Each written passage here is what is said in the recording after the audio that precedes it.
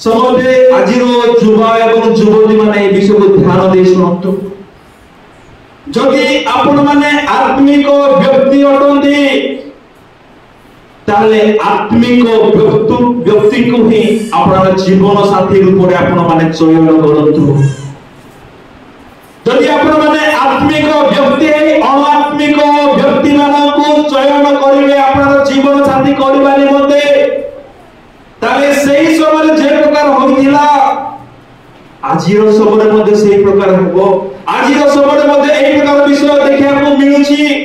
अनेक आत्मिक युवा माने आत्मिक युवती माने अनात्मिक युवक युवती मानकु पसंद करी प्रेम विवाह करी किबा परिवार सहमति रे विवाह करी निजर आत्मिक जीवन को संपूर्ण भराई दियंती। परमेश्वर मध्यथिबा संपर्क को संपूर्ण भाबरे दूर कर दियंती। परमेश्वर अपना को संपूर्ण दूरे रखंती। एणु जदि आमे माने आत्मिक होय अनात्मिक व्यक्ति को अपना जीवन साथी रूपे माने ग्रहण करिबा निजर करिबा निमते इच्छा प्रकाश करिबा तेबे आमानक जीवन संपूर्ण नष्ट होई जीवो। आमे शरीर रे बंचिबा सत शरीर रे वृद्धि लाभ करिबा सत आर्थिक भाबे परिवार गठन करी आमे अनेक विषयर अधिकारी होई पाइबा सत किंतु आमानक आत्मिक जीवन संपूर्ण भाबे हजि जीवो।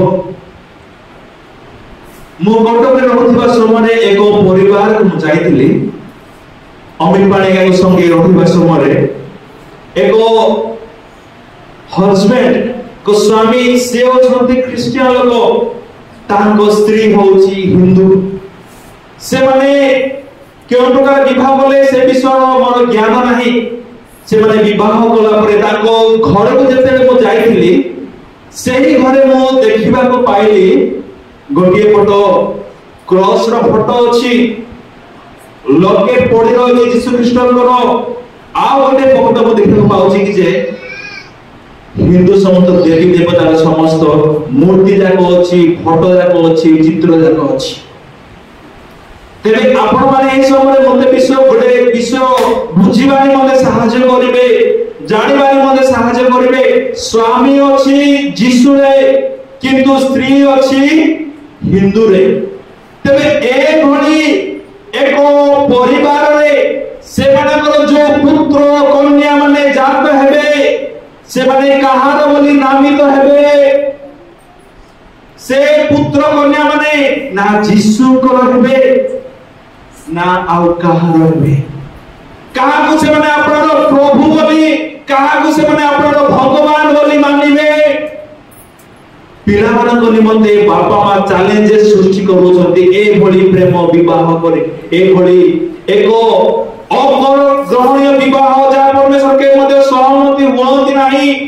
ए परि विवाह करी भविष्य पीढ़ी को जो पीढ़ी विवाह पर आसीबा को जाउछंती से मानकर आध्यात्मिक जीवन पर आज युवा युवती माने प्रश्नवाची सृष्टि करूछंती। एणु मोर प्रत्येक को एहा परामर्श अटे प्रत्येक युवक एवं युवती मानकु मु एहा कहि रखा को चाहिबी जदि आपण माने आत्मिक अटंती तेबे आत्मिक व्यक्ति को ही जीवन साथी रूपे आपण माने मनोनीत करंतु बाछि नियंतु। तद्वारा आपण माने कौन सी प्रकार आपण आत्मिक जीवन